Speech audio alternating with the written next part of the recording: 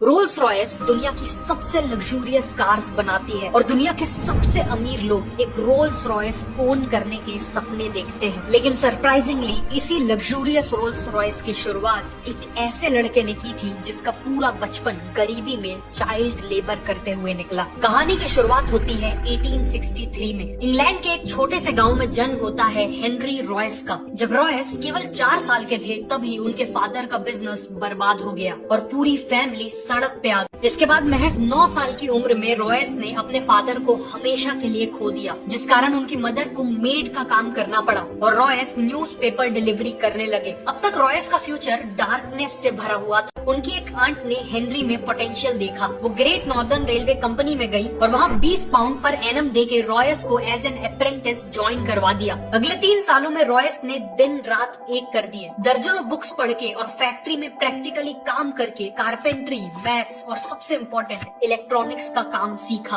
17 साल की एज तक वो एक फुली केपेबल मैकेनिक बन चुके थे। 21 साल की एज आते तक वो मैक्सिम वेस्टर्न नाम की कंपनी में एज एन इंजीनियर काम कर रहे थे। लेकिन फाइनेंशियल डिफिकल्टीज के चलते ये कंपनी बंद होने वाली थी। लेकिन उन्होंने अपनी खुद की इलेक्ट्रिकल इंजीनियरिंग कंपनी खोलने का फैसला लिया। उन्होंने अपनी 20 पाउंड की सेविंग्स यूज की और मैनचेस्टर में एक छोटे से ऑफिस स्पेस से शुरुआत की एफएच रॉयस एंड कंपनी की। उन्होंने अपने एक दोस्त अर्नेस्ट क्लेरेमोंट को एज अ पार्टनर भी ज्वाइन करा लिया, जैसे सुइंग मशीन रिपेयर करना, इलेक्ट्रिकल फिटिंग्स करना वगैरह। लेकिन फिर रॉयस ने देखा कि टाइम के साथ साथ इलेक्ट्रिकल लाइटिंग्स और फिटिंग्स की डिमांड बहुत बढ़ती जा रही है। इसीलिए उन्होंने आर्क लैम्प्स, बल्ब होल्डर्स और इलेक्ट्रॉनिक डोर बेल की मैन्युफैक्चरिंग का काम चालू कर दिया। ईयर 1900 तक कंपनी की सेल्स 20,000 पाउंड क्रॉस कर गई थी। 38 की एज में रॉयस की एक फैमिली थी और वो एक बहुत बड़ी फैक्ट्री बिल्ड करने का प्लान कर रहे थे। कंपटीशन एकदम से बढ़ गया और इलेक्ट्रॉनिक्स इक्विपमेंट के प्राइसेस काफी गिर गए। पूरी कोशिश के बाद भी रॉयस का बिजनेस क्रैश करने लगा। रॉयस की फिजिकल और मेंटल हेल्थ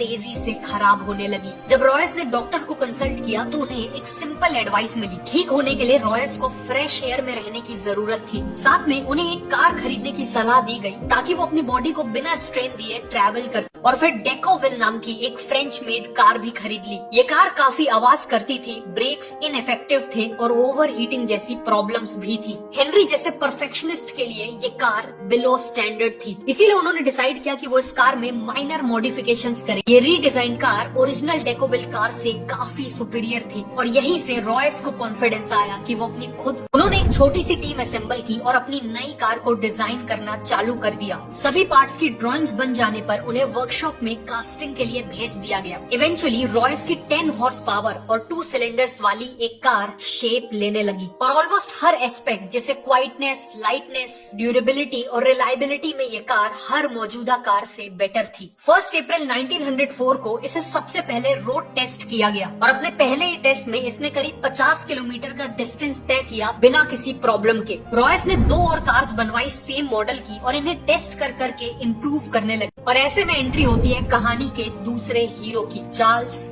रोल्स। रॉयस एक एग्जीबिशन में अपनी कार्स को प्रेजेंट कर रहे थे और इसी दौरान इन कार्स पे चार्ल्स रोल्स की नजर पड़ी। चार्ल्स रोल्स एक पैशनेट मोटरिस्ट थे और सुपीरियर क्वालिटी की कार्स का सक्सेसफुल बिजनेस करते थे। रोल्स ऑलरेडी एक लग्जरी ब्रिटिश कार मेकर को ढूंढ रहे। अगले 3 महीनों में इन कार्स को बेचने के लिए चार्ल्स रोल्स और हेनरी रॉयस एक जॉइंट वेंचर स्टार्ट करने का अग्रीमेंट करते हैं और इस जॉइंट वेंचर से बिकने वाली कार्स का नाम होने वाला था रोल्स रॉयस। और सबसे पहले 4 रोल्स रॉयस 10, 15, 20 और 30 हॉर्स पावर वाली मॉडल्स को सप्लाई करने का डिसीजन लिया जाता है। रोल्स का मानना था कि किसी भी कार की मार्केटिंग करने का सबसे अच्छा तरीका है उस कार के साथ रेसिंग टूर्नामेंट्स में पार्टिसिपेट करना। इसीलिए रोल्स ने आइल ऑफ मैन टूरिस्ट ट्रॉफी जैसे प्रेस्टिजियस टूर्नामेंट्स में पार्टिसिपेट किया और रोल्स रॉयस की कार्स यूज करके उन रेसेस को जीता भी। साथ ही साथ उन्होंने इन कार्स से कई नए स्पीड रिकॉर्ड्स भी। ईयर 1906 के एंड में रॉयस ने 40 और 50 हॉर्स पावर और 6 सिलेंडर्स के साथ एक मॉडल लॉन्च किया। इसकी बॉडी का कलर सिल्वर था और ये चलाने में बेहद स्मूथ और साइलेंट थी, बिल्कुल एक गोस्ट की तरह। और इसीलिए इसका नाम सिल्वर घोस्ट रखा, जिसमें सिल्वर घोस्ट को संडेज को छोड़कर 2.5 महीनों तक दिन और रात के लिए लगातार चलाया गया और 24,000 किलोमीटर का डिस्टेंस कवर किया गया। सिल्वर घोस्ट ने बिना किसी इशू के ये टेस्ट पास भी कर लिया। इस टेस्ट में वो कार के बोनट के ऊपर एक कॉइन को बैलेंस करते हुए उसे बिना गिराए चलाते थे, जिससे प्रूव होता था कि ये कार एक्सट्रीमली स्मूथ है। इन्हीं स्ट्रेटेजी से सिल्वर घोस्ट चारों तरफ best car in the world की तरह पॉपुलर हो गई और ये उस समय के किंग्स, क्वींस और इंडस्ट्री लीडर्स की फर्स्ट चॉइस बन गई। रोल्स और रॉयस की पार्टनरशिप का डिसीजन एक मास्टर स्ट्रोक साबित हुआ था। कार्स के साथ साथ चार्ल्स रोल्स एविएशन के लिए भी काफी पैशनेट थे। 12 जुलाई 1910 को वो राइट फ्लायर नाम का प्लेन उड़ा रहे थे। फ्लाइट के दौरान एयरक्राफ्ट का टेल सेक्शन टूट गया और प्लेन 100 फीट की ऊंचाई से क्रैश कर गया। इस हादसे में 32 साल के चार्ल्स रोल्स ने अपनी जान गंवाई। इस हादसे ने रॉयस को डीपली इम्पैक्ट कर दिया था। वो इस लॉस से उभरने की कोशिश कर ही रहे थे कि 1911 में उन्हें एक और झटका मिला। उनकी हेल्थ तेजी से खराब होने लगी और डॉक्टर्स ने बताया कि उन्हें बॉल कैंसर भी। डॉक्टर्स ने कहा कि वो केवल 3 महीने ही जी पाएंगे। इस हालत में भी रॉयस बेड से ही सिल्वर घोस्ट के डिजाइन और इंजीनियरिंग को इम्प्रूव करते ही देखते 3 महीने बीत गए और रॉयस ने 100% रिकवरी अचीव कर ग्राउंड क्लियरेंस बढ़ाया गया, सस्पेंशन को इम्प्रूव किया गया और शैसीज को भी स्ट्रॉन्ग बनाया। कि बोनेट पे पर्सनलाइज मैस्कॉट्स लगाने का एक ट्रेंड चला है, लेकिन कंपनी चिंता में थी कि लोग इनएप्रोप्रिएट मैस्कॉट्स लगा रहे हैं, जिससे रोल्स रॉयस की इमेज नेगेटिवली इम्पैक्ट हो सकती है। इसीलिए उन्होंने खुद का मैस्कॉट डिजाइन करवाया। इनके मैस्कॉट में एलेनोर थॉर्टन नाम की ब्रिटिश एक्ट्रेस और मॉडल को यूज किया गया है। ये स्कल्पचर एक वुमेन को आगे की ओर लीन करता दिखाता है। उनके हाथ पीछे की ओर स्ट्रेच्ड हैं और उनके ऊपर तेज हवा पड़ रही है। ये मैस्कॉट एक सेंस ऑफ ग्रेस, फ्रीडम और स्पीड को सिंबलाइज करता है। इसका नाम है स्पिरिट ऑफ एक्सटेंस। 1913 तक उनका प्रॉफिट 90,000 पाउंड से भी ज्यादा हो चुका था और ब्रांचेस को इंटरनेशनली एक्सपैंड करने के भी प्लान्स। वर्ल्ड वॉर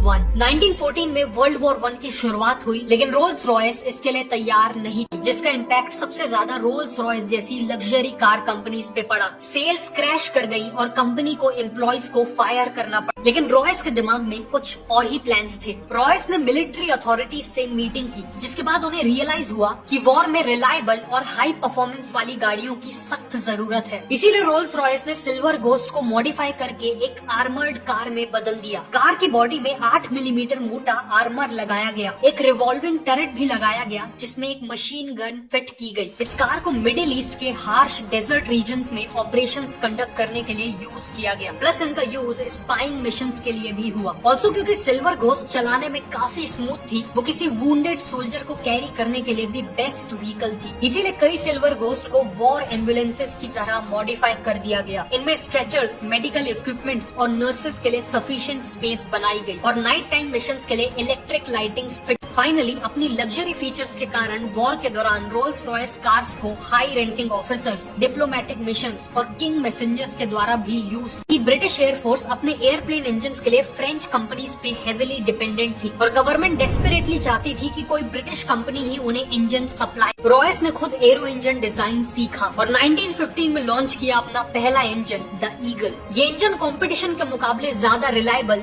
लाइट और फ्यूल एफिशिएंट था। इसीलिए ब्रिटिश एयरफोर्स ने साल के एंड तक 500 ईगल इंजन्स का ऑर्डर दे दिया। उन्होंने 1915 एंड में लाइट एयरक्राफ्ट के लिए हॉक इंजन बनाया। 1916 में ईगल का स्मॉलर वर्जन फैल्कन इंजन बनाया और 1918 में लार्ज और लॉन्ग रेंज एयरक्राफ्ट के लिए कॉन्डोर इंजन को aerial combat, spying missions, anti submarine operations और बॉम्बिंग मिशंस, इन सभी में एक मेजर एडवांटेज मिला। आज भी हजारों कमर्शियल एयरक्राफ्ट्स और मिलिट्री एयरक्राफ्ट्स में रोल्स रॉयस के ही इंजन्स यूज किए जाते हैं। अगले 15 साल रॉयस ने कार्स और एरो इंजन दोनों पे फोकस किया। उन्होंने एक स्मॉलर और चीपर कार लॉन्च की, जिसका नाम था 20। अनफॉर्चुनेटली 20 की सेल्स ज्यादा इम्प्रेसिव नहीं। मार्केट में बेंटली, डेलमर और कैडिलैक जैसी ब्रांड्स के कारण कंपटीशन बहुत बढ़ गया था और रोल्स रॉयस को अपनी पोजीशन मेंटेन करने के लिए एक बोल्ड कार की जरूरत। बेटर परफॉर्मेंस और 4 व्हील ब्रेक्स के साथ लॉन्च की द न्यू फैंटम। फैंटम काफी सक्सेसफुल हुई और इसने वापस से रोल्स रॉयस को लग्जरी कार मार्केट का किंग बना दिया। आगे चल के फैंटम 2 भी लॉन्च की गई, जो इक्वली वेल रिसीव। और इसके बाद रॉयस ने डिजाइन की एक और आइकॉनिक कार, बेंटली 3.5 लीटर्स, जो रोल्स रॉयस और बेंटली इन 2 ग्रेट ब्रांड्स का एक सक्सेसफुल ब्लेंड। 22 अप्रैल 1933 को 70 साल के सर हेनरी रॉयस ने अपनी आखिरी सांस। एक तरफ फैंटम 3, सिल्वर शैडो और घोस्ट जैसी आइकॉनिक कार्स लॉन्च की, तो वहीं दूसरी तरफ 1960s में फाइनेंशियल डिफिकल्टीज का सामना करना पड़ा, जिस कारण उनके एविएशन और ऑटोमोबाइल बिजनेस को अलग अलग कर दिया गया और करेंटली रोल्स रॉयस मोटर्स को BMW ओन करती